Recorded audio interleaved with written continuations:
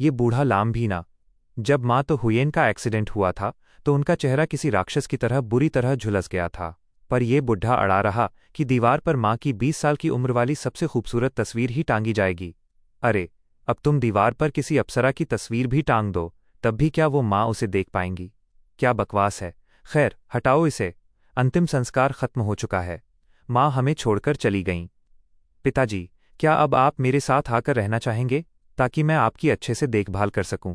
नहीं, इसकी कोई ज़रूरत नहीं है। मैं खुद अपने लिए किसी को काम पर रख लूंगा। पिताजी ने कहा। आप खुद अपनी देखभाल कैसे करेंगे?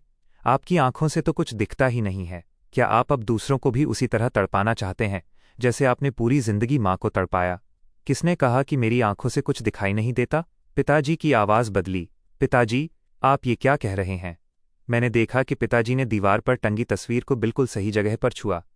पिताजी, इसका मतलब आप अंधे नहीं हैं। आप नाटक कर रहे थे क्या? 30 साल तक अंधे होने का झूठा नाटक। आपने पूरे 30 साल तक इस पूरे परिवार को धोखे में रखा। यहां तक कि आपने माँ से भी झूठ बोला। आपने 30 साल तक इस परिवार से गद्दारी की। माँ ने आपके चक्कर में कितनी तकलीफें झेलीं। उनकी पीठ में इतना दर्द रहता था, फिर भी वो रोज़ आपके पैर धोती थीं ताकि आपके आंखों के इलाज के लिए पैसे बचा सकें। यहां तक कि उन्होंने अपने दर्द के लिए कभी पेन किलर, दर्द की दवा तक नहीं खरीदी। आपने 30 साल तक अपनी पत्नी को एक नौकरानी की तरह इस्तेमाल किया। आप जैसे झूठे और मक्कार इंसान को शर्म आनी चाहिए। आप पिता कहलाने के लायक नहीं हैं। मरने से पहले भी माँ ने मेरा हाथ कसकर पकड़ा हुआ था और मुझसे वादा लिया था कि मैं आपका अच्छे से ख्याल रखूंगा। वो अपनी आखिरी सांस तक आपके लिए परेशान थीं। क्या आप उनके इस प्यार के लायक भी हैं? लाम कियन कुओक। संगीत तेज होता है। मेरा हाथ छोड़ो, पिताजी चिल्लाए। मैं हाथ नहीं छोड़ूंगा। आज आपको मुझे इस बात का जवाब देना ही होगा। आप सच में एक स्वार्थी इंसान हैं जो दूसरों का खून चूसता है। दुखद संगीत। पिताजी दीवार पर टंगी तस्वीर को देखते हुए बुदबुदाए। तुयेन, पहले जब भी मैं किसी काम को हाथ लगाता था तो तुम हमेशा कहती थी कि पानी बहुत गर्म है, तुम इसे मत छुओ, मैं खुद कर दूंगी। अब तुम यहाँ इस दुनिया में नहीं हो तो मुझे भी इस नाटक को आगे जारी रखने की कोई ज़रूरत नहीं है। आप सच में सब कुछ देख सकते हैं? ऐसा क्यों किया पिताजी? आपने ऐसा क्यों किया? माँ को पूरी जिंदगी धोखे में क्यों रखा? अगर आसमान से माँ की आत्मा को ये पता चलेगा कि आप एक नंबर के झूठे हैं तो उनकी आत्मा को कभी शांति नहीं मिलेगी। अभी तो माँ का शरीर ठंडा भी नहीं हुआ है और आपका असली चेहरा सामने आ गया। क्या आपको भगवान का खौफ नहीं है? क्या आपको नहीं लगता कि आपको इसकी सज़ा मिलेगी? तुम्हारी माँ ने यह सब अपनी मर्जी से किया था। पिताजी ने ठंडे लहजे में कहा। आप झूठ बोल रहे हैं। आखिर ऐसी कौन सी औरत होगी जो कोई इंसान 30 साल तक एक ऐसे निकम्मे के आगे पीछे क्यों घूमेगा जो अंधा होने का ढोंग कर रहा हो? आप सिर्फ एक मतलबी इंसान हैं। आप कामचोर हैं, इसलिए आपने ये नाटक किया। आप एक नंबर के ढोंगी हैं। आपने पूरी जिंदगी माँ को एक मुफ्त की नौकरानी समझकर उनका खून चूसा, और अब जब वो इस दुनिया में नहीं रहीं तो आप उनके चरित्र पर कीचड़ उछाल रहे हैं। रिश्तेदार, पड़ोसी एक। अरे बाप रे, वाकई 7 जन्मों की बदकिस्मती होगी जो सुयुन को आप जैसा मर्द मिला। बूढ़े लैम, जो बातें तुम्हारी जुबान से निकल रही हैं ना, वैसी तो जानवर भी नहीं करते। रिश्तेदार, पड़ोसी दो।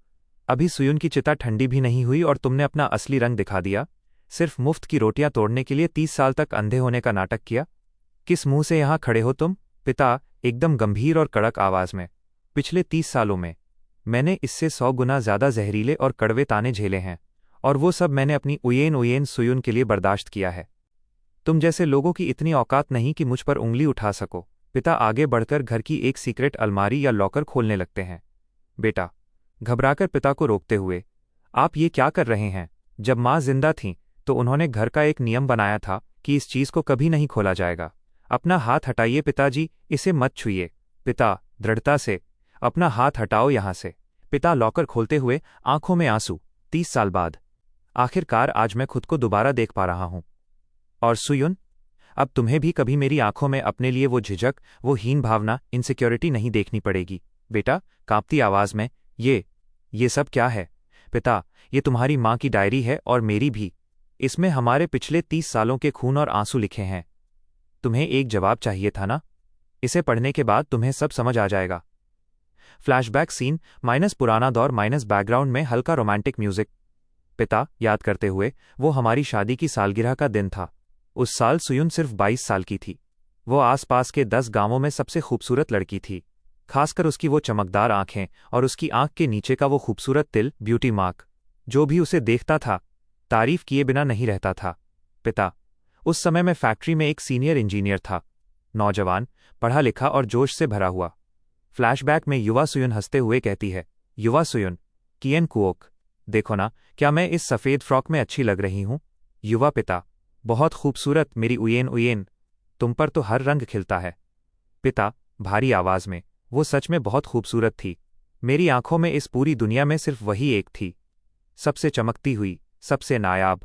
वो हमारे जीवन के सबसे खुशनुमा दिन थे, जब तक कि वो भयानक आग नहीं लगी। आग लगने का सीन माइनस शोर शराबा और चीखें। पड़ोसी, आग लग गई। झाओ के घर में आग लग गई। अंदर अभी भी एक बच्चा है। झाओ का छोटा बेटा दूसरी मंजिल पर फंसा है। युवा पिता, सुयुन, वहां मत जाओ, बहुत खतरा है। आग बहुत बढ़ चुकी है। अंदर जाना अपनी जान देने जैसा है, मत जाओ। पिता, रोते हुए, सब खत्म हो गया। जब फायर फाइटर उसे बाहर निकाल कर लाए तो मैं उसे पहचान भी नहीं पा रहा था। झाओ का वो गोल मटोल बच्चा, झाओ की आंग। सुयुन ने अपनी जान पर खेलकर उसे अपने शरीर के नीचे छुपा लिया था। उस बच्चे के चेहरे पर सिर्फ थोड़ी सी कालिख लगी थी, उसे खरोंच तक नहीं आई थी।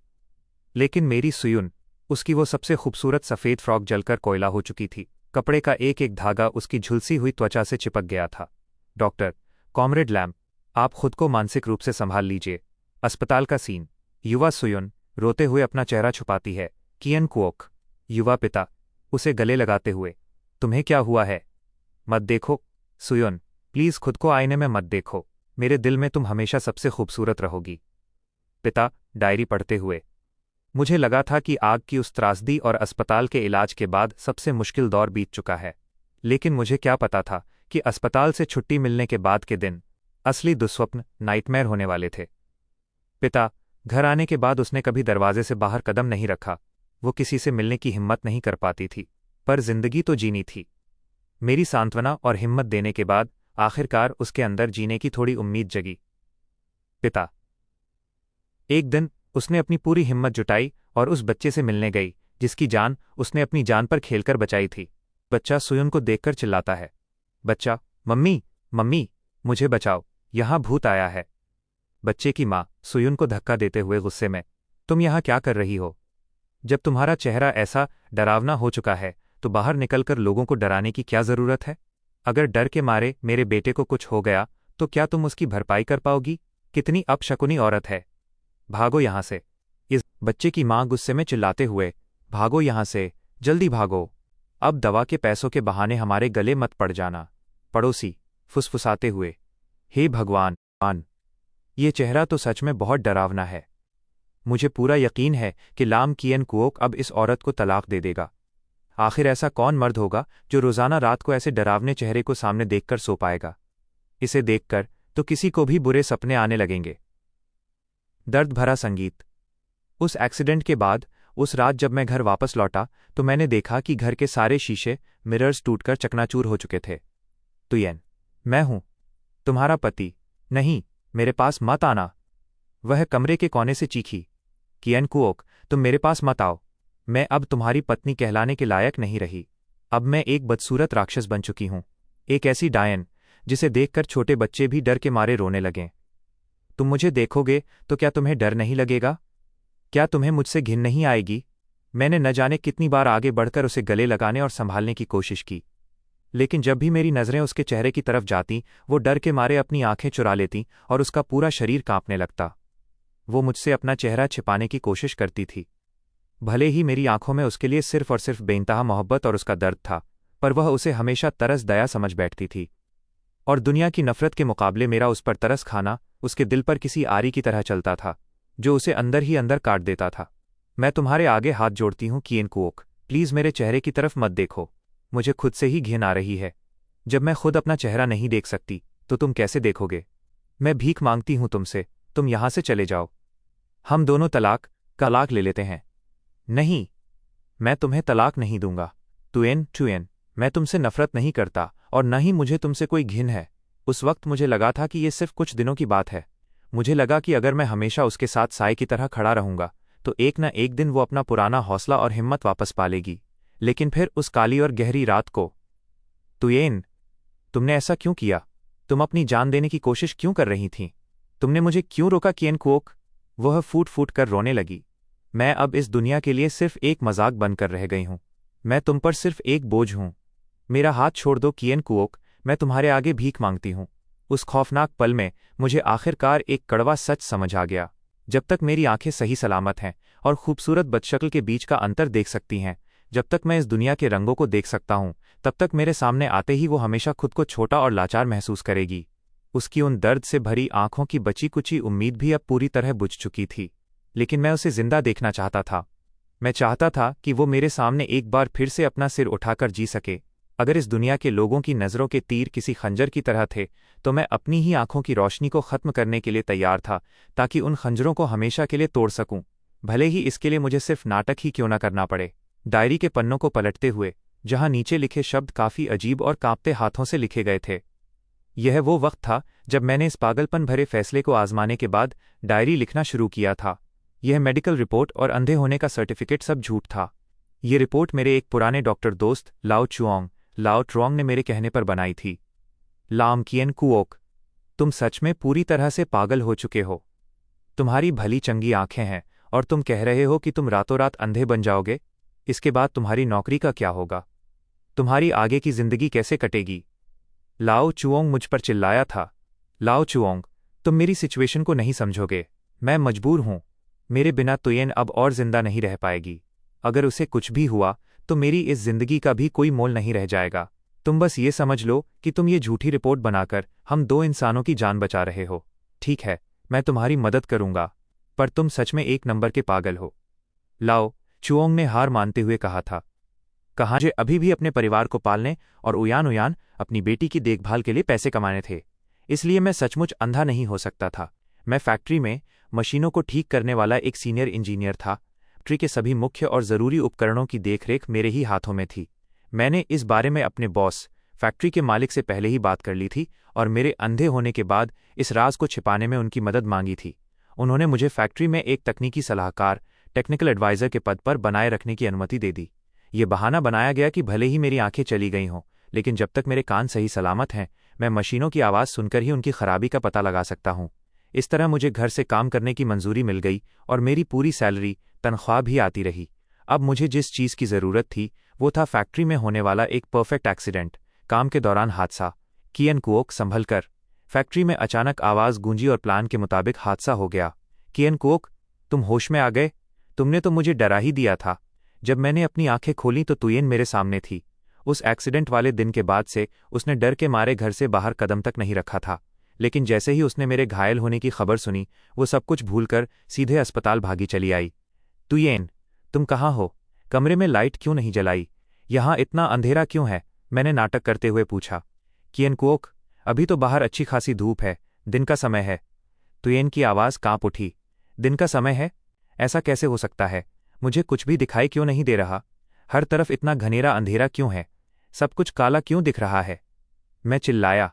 तभी मेरे डॉक्टर दोस्त ने कमरे में आकर तुयेन से कहा, भाभी, आपको खुद को संभालना होगा। किएन कुओक के सिर पर चोट लगने की वजह से उनकी आंखों की रोशनी वाली नस, ऑप्टिक नर्व, बुरी तरह डैमेज हो गई है। शायद ये अब हमेशा के लिए अंधे हो चुके हैं। मैं अंधा हो गया? मैं एक अपाहिज बन गया। मैंने तकिए पर सिर पटकते हुए रोने का नाटक किया। तुयेन, तुम यहां से चली जाओ। अब इस अंधे इंसान के साथ रहकर अपनी जिंदगी बर्बाद मत करो। मैं तुम्हारे लायक नहीं रहा। दरअसल उस वक्त मैं एक बहुत बड़ा जुआ खेल रहा था। मैं इस बात पर दांव लगा रहा था कि मेरे प्रति उसकी जिम्मेदारी और उसका प्यार उसके खुद के चेहरे के प्रति नफरत को हरा देगा। मुझे पूरा भरोसा था कि जब उसे ये एहसास होगा कि इस दुनिया में अब मुझे उसकी सबसे ज्यादा जरूरत है, तो उसका आत्मसम्मान और जीने की चाहत, उसकी हीन भावना, सेल्फ डाउट को कुचलकर रख देगी। किएन कुओक, अब तक तुमने मेरा ख्याल रखा, लेकिन अब समय आ गया है कि मैं तुम्हारी आंखें बनूं। लेकिन अस्पताल से छुट्टी पाकर घर वापस आना मेरे लिए असली परीक्षा थी। अपने इस अंधे होने के नाटक को बिल्कुल सच दिखाने के लिए हर दिन जब घर में कोई नहीं होता था, मैं अपनी आंखों पर काली पट्टी बांधकर चलने का अभ्यास, प्रैक्टिस करता था। उस दिन जब मैं अस्पताल से डिस्चार्ज होकर घर आया तो मैंने घबराते हुए कहा, आह तुयेन, मुझे कुछ भी दिखाई नहीं दे रहा है। हर तरफ बस घनेरा अंधेरा है, सब कुछ काला है। तुयेन, मुझे बहुत डर लग रहा है। उस पल भले ही मेरी आंखों के सामने सिर्फ अंधेरे का नाटक था, लेकिन मेरा दिल उम्मीद की रोशनी से चमक उठा, क्योंकि मैंने उसे बहुत करीब से देखा था। मैंने उसकी आंखों में आंसुओं के साथ साथ अपने लिए वो खोया हुआ पुराना प्यार साफ देख लिया था। बहुत समय बाद उसने अपनी आंखें मुझसे चुराई नहीं थीं। मेरे लिए उसके दिल में जगी इस जिम्मेदारी के एहसास ने उसकी हीन भावना को पूरी तरह से कुचल दिया था। अब तक मैं उसकी हिफाजत करता आया था, लेकिन अब इस लाचार इंसान की हिफाजत करने की बारी उसकी थी। उसने आगे बढ़कर मुझे गले लगा लिया और रोते हुए बोली, किएन कुओक, डरो मत। मैं यहाँ हूँ, मैं तुम्हारे पास हूँ। तुम्हारी इस चोट में बहुत दर्द हो रहा होगा ना? तुम बिल्कुल मत डरो। आज के बाद से मैं तुम्हारी आंखें बनूंगी।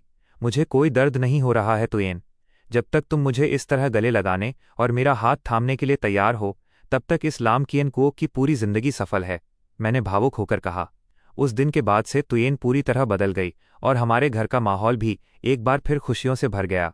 अपने इस अंधे पति के सामने वो बिल्कुल आज़ाद और बेफिक्र महसूस करती थी। बैकग्राउंड में सुकून देने वाला संगीत, क्योंकि मेरे लिए वो कोई झुलसे चेहरे वाली राक्षस नहीं थी, बल्कि वो मेरी वही प्यारी तुयेन थी जिसकी आवाज़ बेहद शांत और मधुर थी। यही तो वो नतीजा था जो मैं हर हाल में चाहता था। लेकिन आखिरकार ये सब एक नाटक ही तो था, और हर नाटक के पीछे हमेशा एक डर होता है, पकड़े जाने का डर। एक दिन अचानक कुछ ऐसा हुआ कि महज एक सेकंड के लिए मुझे लगा मानो मेरे दिल की धड़कन ही रुक गई हो। अगर आज उसने मुझे देख लिया, अगर उसे ये पता चल गया कि मैं सब कुछ साफ साफ देख सकता हूं, तो पिता याद करते हुए, अगर वो सच जान जाती तो वो अंदर से पूरी तरह टूट जाती। उस दिन अचानक घर का फर्नीचर बदला हुआ था और मैं उससे टकरा गया। युवा सुयुन घबराकर, हे भगवान, यह कैबिनेट यहाँ किसने खिसका दिया? किएन कुओक, क्या तुम ठीक हो? अरे, सिर से खून बह रहा है, बहुत खून निकल रहा है। रुको, मैं पट्टी बांधती हूँ। पिता।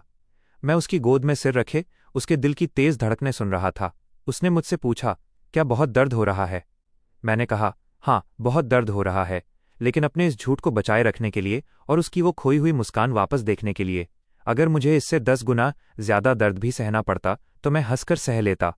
बेटा, आंखों में आंसू लिए कांपती आवाज में, पिताजी, आपके सिर पर जो 8 टांकों का वो गहरा निशान है, वो आपने खुद को चोट पहुंचाकर बनाया था, सिर्फ माँ को यकीन दिलाने के लिए। पिता, आगे पढ़ो। पिता, डायरी पढ़ते हुए, पिछले 30 सालों से मैं किसी ऑस्कर विनर एक्टर की तरह जी रहा था। टीवी देखते हुए जब कोई मजाकिया बात होती तो मैं तब तक नहीं हंसता था जब तक सुयुन नहीं हंस देती थी। उसके हंसने के बाद ही मैं धीरे से ताली बजाकर हंसता था।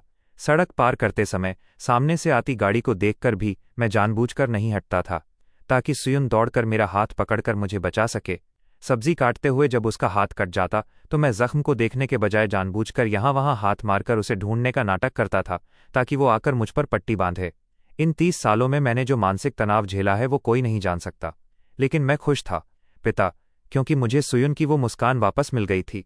वो चेहरा भले ही दुनिया की नज़रों में किसी भूत जैसा था, लेकिन मेरी नज़रों में वो एक परी थी। पर अफसोस, ये बाहर की दुनिया बहुत जालिम है। सीन बदलता है। एहसान फरामोश झाओ कियांग का आना। पिता, वो लड़का झाओ कियांग, जिसे सुयुन ने अपनी जान पर खेलकर आग से बचाया था, अब वो बड़ा हो चुका था। झाओ कियांग अहंकार से, अंकल लैम, आंटी सुयुन, अगले हफ्ते मेरी शादी है, शादी का बुलावा देने आया हूं। लेकिन आंटी, जरा अपनी शक्ल तो देखिए। आपका ये चेहरा मेरी शादी में आने वाले वीआईपी मेहमानों को डरा देगा। इसलिए मैंने आप लोगों के लिए शादी के हॉल में सबसे कोने में टॉयलेट के ठीक बगल वाली टेबल बुक की है। झाओ कियांग की मंगेतर दोस्त, हंसते हुए, हाँ, बिल्कुल सही कहा। इस भयानक चेहरे के साथ बाहर निकलेंगी तो लोगों को उल्टी आ जाएगी।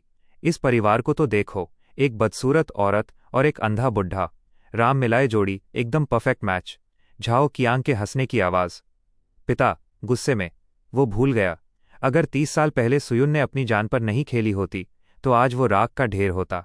मेरा दिल कर रहा था कि मैं अपनी लाठी से उसका सिर फोड़ दूं। युवा पिता घर के अंदर से नाटक करते हुए, सुयुन, बाहर कौन इतनी जोर जोर से चिल्ला रहा है? युवा सुयुन, अपने आंसू छुपाकर झूठ बोलती है, कोई नहीं है किएन कुओक, कोई इंश्योरेंस बेचने वाला आया था, वो चले गए। पिता, वो नहीं चाहती थी कि मुझे इन गंदी गालियों और तानों के बारे में पता चले, इसलिए मैंने भी अनजान बनने का नाटक किया। लेकिन मैं कोई संत या महात्मा नहीं हूं जो बुराई का बदला अच्छाई से दूं। जिसने मेरी पत्नी का अपमान किया, मैं उसे छोड़ूंगा नहीं। पिता, था वो करने के बाद मैं रात को ऐसे घर लौटा जैसे कुछ हुआ ही न हो, और सुयुन के बगल में जाकर सो गया। पिता, अगले दिन जब गली से झाओ कियांग के रोने और चिल्लाने की आवाजें आ रही थीं तो मेरे दिल को बहुत सुकून मिला। पिता, भले ही मुझे छुपकर ये छोटे मोटे हथकंडे अपनाने पड़े, लेकिन मैं अपनी पत्नी को इस तरह बिना वजह अपमानित होते नहीं देख सकता था। बेटा, रोते हुए, पिताजी, तो इसका मतलब शादी के ठीक एक दिन पहले झाओ कियांग की कार की तोड़फोड़ आपने की थी? 30 साल। आपने पूरे 30 साल अंधे होने का नाटक किया और दुनिया के ताने सहे। बेटा, घुटनों पर बैठकर रोते हुए, आखिर आपने ऐसा क्यों किया पिताजी? मुझे माफ़ कर दीजिए।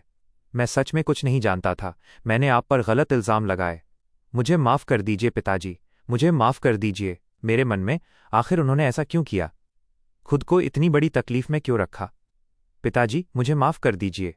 मैं सच में कुछ नहीं जानता, जानती थी। मैंने आपको बहुत गलत समझा। मुझे माफ़ कर दीजिए पिताजी, मुझे माफ़ कर दीजिए। मैं फूट फूट कर रोते हुए उनके पैरों में गिर गई। पिताजी ने मेरी तरफ देखा और नम आंखों से मुस्कुराए। मुझे कभी कोई तकलीफ नहीं हुई बेटा। जब तुम्हारी माँ मेरे लिए खाना परोसती थी, तब मैं चुपके से उसके चेहरे की उस खिली हुई मुस्कान को देख पाता था। मैंने देखा कि सिर्फ इस वजह से कि उसका पति उससे नफरत नहीं करता, वो धीरे धीरे अपनी खोई हुई हिम्मत वापस पा रही थी और समाज में एक बार फिर अपना सिर उठाकर जी पा रही थी। मैं इस पूरी दुनिया में अकेला ऐसा इंसान था जिसे उसकी बदसूरती नहीं, बल्कि उसकी उस खूबसूरत और पवित्र आत्मा को खुलकर निहारने का हक मिला था। इन 30 सालों में इस्लाम किएन कुओक ने जो कुछ भी खोया, उससे कहीं ज्यादा पाया है। मुझे कोई पछतावा नहीं है। मुझे माफ़ कर दीजिए पिताजी, मुझे माफ़ कर दीजिए। मेरे आंसू थमने का नाम नहीं ले रहे थे। अब रोना बंद करो और इस डायरी के पन्नों को आगे पलटो। इसके आखिरी पन्ने को देखो। सबसे आखिरी पन्ना, पिताजी ने कहा। यह तुम्हारी माँ के गुजरने से कुछ दिन पहले की बात है। जब मैं एक दिन बाहर बाजार से सब्जी खरीदने गया था, तब उसने चुपके से इस डायरी के आखिरी पन्ने में एक खत दबाकर रख दिया था। यह वो आखिरी शब्द हैं जो तुम्हारी माँ तुम्हारे और मेरे लिए छोड़कर गई है। पिताजी, ये खत को पढ़ते ही मेरे हाथ कांपने लगे। क्या हुआ? उसमें ऐसा क्या लिखा है? पिताजी ने हैरान होकर पूछा। मैंने कांपती आवाज में उस खत को पढ़ना शुरू किया। मेरे सरताज, अब और नाटक करने की कोई जरूरत नहीं है। सच तो यह है कि इन पिछले कई दशकों से मैं हमेशा से जानती थी कि तुम्हारी आंखें बिल्कुल ठीक हैं और तुम सब कुछ साफ साफ देख सकते हो। इतने सालों तक अंधा होने का नाटक करते करते तुम बहुत थक गए होगे ना? और तुम्हारे इस नाटक को सच मानने का नाटक करते करते मैं भी अंदर से बहुत थक चुकी हूं। अगले जन्म में प्लीज मेरे लिए ऐसा कोई नाटक मत करना। उस जन्म में तुम मुझे एक बार जी भरकर और साफ साफ देखना। वो जानती थी। ये सुनकर पिताजी के पैरों तले जमीन खिसक गई। उनकी पत्नी इतने सालों से उनका ये सब सच जानती थी। उसी पल अतीत की वो तमाम बातें और छोटी छोटी कड़ियां जो अब तक बिखरी हुई थीं, मेरे दिमाग में किसी पहेली पजल की तरह आपस में जुड़ गईं। एक अंधा इंसान भला उस वक्त कैसे जान सकता था कि छत का झूमर शैंडलियर ठीक किस जगह पर गिरने वाला है, और वो कैसे पलक झपकते ही अपनी पत्नी को बिल्कुल सही दिशा में धक्का देकर उसकी जान बचा सकता था। उस हादसे वाले दिन पिताजी के पास अपनी पत्नी के उस जाल को टूटने से बचाने के लिए जमीन पर गिरने और बेहोश होने का नाटक करने के अलावा और कोई रास्ता नहीं बचा था, और वो सालों तक उसी डर में जीते रहे कि कहीं पत्नी उनसे इस बारे में कोई सवाल न कर बैठे। लेकिन माँ ने कभी कोई सवाल नहीं किया, क्योंकि वो अपने पति के उस असीम त्याग और प्यार का सम्मान करना चाहती थी। सच में उस दिन तुमने मुझे डरा ही दिया था लाम। आखिर किसने कहा था तुम्हें इतनी तेजी से रिएक्ट करने को? हादसे के बाद उसने मुझसे एक सवाल तक नहीं पूछा। उस वक्त मुझे लगा था कि मैं इस मुसीबत से बच निकला और मेरा झूठ छिप गया, लेकिन उसने मेरा पर्दाफाश क्यों नहीं किया?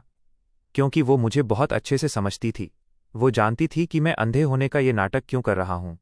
अगर वो मेरा ये झूठ सबके सामने ला देती तो मैं खुद को गुनहगार समझता। मुझे लगता कि मैं उसके आत्मसम्मान और उसके दिल की हिफाजत नहीं कर पाया। मैं अंदर से पूरी तरह टूट जाता। मुझे समझ नहीं आता कि मैं क्या करूं और कैसे उसके उस झुलसे हुए चेहरे का सामना करूं। इसीलिए उसने मेरे इस नाटक में आखिरी सांस तक मेरा साथ देने का फैसला किया। ये हम दोनों के बीच का एक ऐसा खामोश नाटक था जिसे हम दोनों ही एक दूसरे के लिए पूरी शिद्दत से निभा रहे थे। लाम, जरा यहां आना। मेरा हाथ वहां तक नहीं पहुंच रहा। प्लीज मुझे वो चीज उतार कर दे दो ना। उस वक्त मुझे सचमुच लगता था कि उसका हाथ वहां तक नहीं पहुंच पाता, लेकिन अब जब मैं सोचता हूं तो 5 फीट 3 इंच 1.6 मीटर की कदकाठी वाली औरत का हाथ उस मामूली से कैबिनेट तक क्यों नहीं पहुंचता? वो जानबूझकर ऐसा करती थी। वह मुझे ये एहसास कराना चाहती थी कि भले ही मैं एक अंधा इंसान हूं, लेकिन आज भी मैं इस घर का स्तंभ, ट्रू कॉट हूं। आज भी इस परिवार को मेरी जरूरत है और मैं उनके काम आ सकता हूं। इस मछली में एक भी कांटा नहीं है, जरा चख कर देखो, बहुत ताज़ी है। सच तो ये है कि वो बहुत अच्छे से जानती थी कि मुझे मछली खाना बिल्कुल पसंद नहीं है, क्योंकि मुझे उसके कांटे निकालना बहुत झंझट का काम लगता था। वो तो बस मुझे अपने हाथों से खिलाने और मेरी देखभाल करने के उस एहसास को जीना चाहती थी, और वो मेरे उस प्यार और लाड को भी महसूस करना चाहती थी, जिसके लिए मैं मन मारकर भी उसकी खुशी के लिए मछली का वो टुकड़ा खा लेता था। पिताजी, माँ आपसे बेहद मोहब्बत करती थीं, मैंने रोते हुए कहा। और आखिरकार सब कुछ इस मोड़ पर आकर खत्म हुआ। ओ पागल औरत, तुमने मुझे ये सब पहले क्यों नहीं बताया? पिताजी फूट फूट कर रोने लगे। अगर तुमने मुझे पहले बता दिया होता, तो चाहे सिर्फ एक दिन के लिए ही सही, या सिर्फ 1 मिनट के लिए ही सही, मैं दुनिया के सामने सीना तानकर हक से तुम्हारी खूबसूरती की तारीफ तो कर पाता।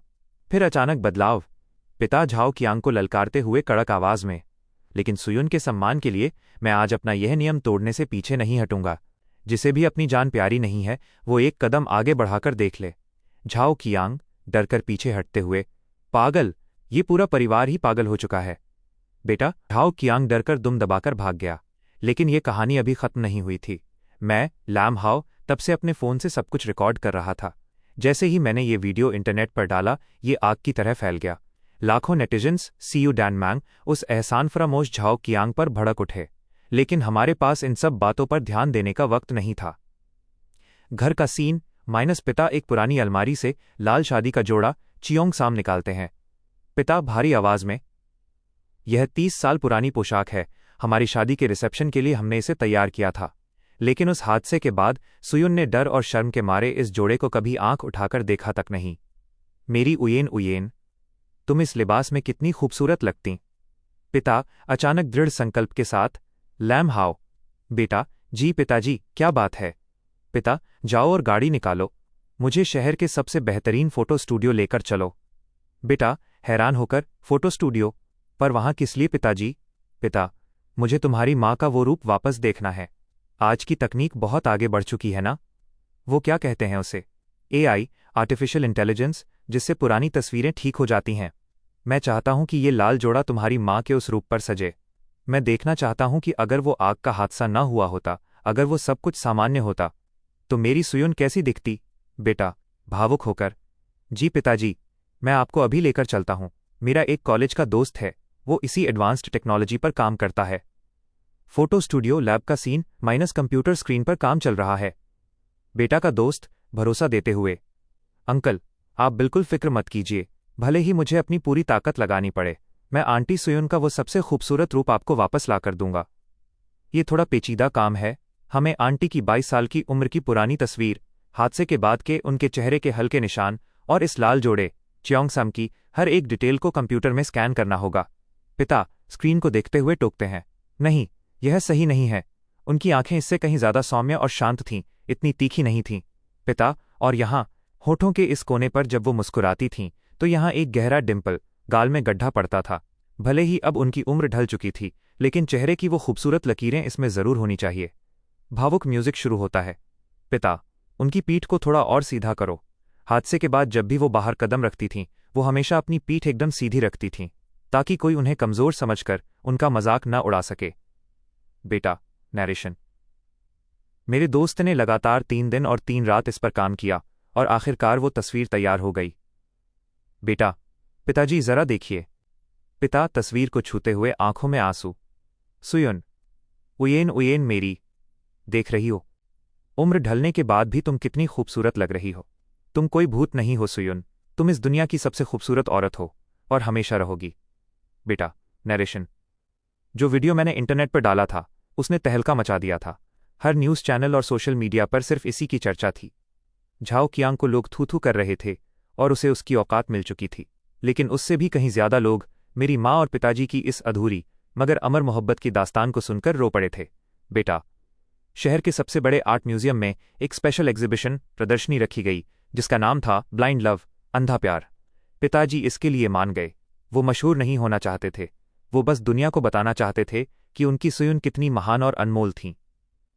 पिता अंतिम संवाद आसमान की तरफ देखते हुए, पिछले 30 सालों में मेरे पास कैमरा तो था सुयुन, लेकिन दुनिया के डर से मैं कभी तुम्हारे चेहरे की तस्वीर सीधे कैमरे से उतारने की हिम्मत नहीं कर पाया। क्रिएटर गाइडलाइंस, छू लेने वाला म्यूजिक। पिता याद करते हुए पुरानी बातें। जब भी सुयुन गहरी नींद में सो रही होती, या जब वो रसोई में मेरी तरफ पीठ करके खाना बना रही होती, मैं चुपके से अपना वो छुपाकर रखा हुआ छोटा सा कैमरा निकालता और अंदाजे से उसकी तस्वीरें खींच लेता था। भले ही वो तस्वीरें बहुत धुंधली थीं, भले ही उसके चेहरे पर आग के वो निशान थे, लेकिन हर एक तस्वीर में मेरी सुयुन का सबसे सच्चा, सबसे मासूम और सौम्य रूप कैद था। सीन बदलता है। म्यूजियम में एग्जीबिशन देख रहा एक युवा जोड़ा। लड़की अपने पार्टनर से भावुक होकर पूछती है, अगर किसी दिन किसी हादसे में मेरा चेहरा भी ऐसा ही बिगड़ जाए और मैं कोई भूत जैसी दिखने लगूं, तो क्या तुम भी मुझसे वैसे ही प्यार करोगे जैसे इस बूढ़े ने अपनी पत्नी से किया? लड़का उसका हाथ थामकर, हाँ, मैं बिल्कुल ऐसा ही करूंगा, ये मेरा वादा है। सीन बदलता है। पुलिस वाले और झाओ कियांग का आना। पुलिस बेटा, अंकल लैम। झाओ कियांग को पुलिस थाने ले जाया गया था। अब वो यहां घुटनों के बल बैठकर आंटी से माफिया मांग रहा है। पिता, बिना मुड़े, कड़क आवाज में। लैम कियन कुओक ने साफ कह दिया है, सुयुन को इस एहसान फरामोश इंसान की झूठी और दिखावे की माफी सुनने में कोई दिलचस्पी नहीं है। इसके इन पैसों और सामान को उठाओ और यहां से दफा करो। हमारी इस पवित्र जमीन को गंदा मत करो। एग्जीबिशन हॉल का सीन। पिता स्टेज पर खड़े हैं। पिता सबके सामने माइक पर बोलते हुए, मुझसे बहुत से लोगों ने पूछा कि एक औरत के लिए पूरे 30 साल तक अंधे होने का नाटक करना, कभी टीवी न देख पाना, कभी अकेले सड़क पार न कर पाना, क्या ये बहुत दर्दनाक नहीं था? क्या इसमें कोई तकलीफ नहीं थी? पिता गहरी सांस लेते हुए, शास्त्रों में कहा गया है, ये तकलीफ नहीं है, क्योंकि सच्चा प्यार कभी आंखों का मोहताज नहीं होता, उसे सिर्फ दिल से महसूस किया जाता है। भले ही मैं 30 साल तक अंधा रहा, लेकिन यहां बैठे किसी भी इंसान से ज्यादा साफ साफ देख सकता हूं कि असली खूबसूरती क्या होती है।